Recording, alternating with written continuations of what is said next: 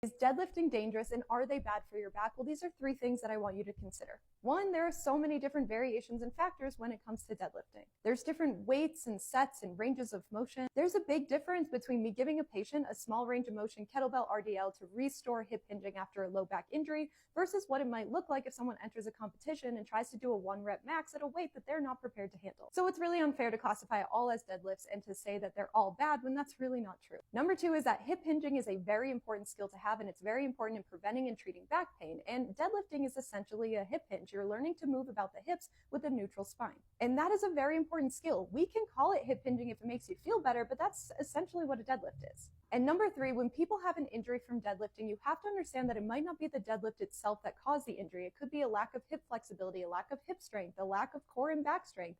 A lot of people are stronger on one side than the other and don't realize they have that imbalance. And it's those factors that set them up for an injury, not just the deadlift itself. So with that being said, no, deadlifts are not bad for you and they are not necessarily dangerous, but you have to make sure you're doing them right, that you're prepared to do them, that you're going for a realistic weight, that you have all those factors in place that might impact your form and your ability to handle load. And remember that with all activities, there is some level of risk, and deadlift just happens to be one of them.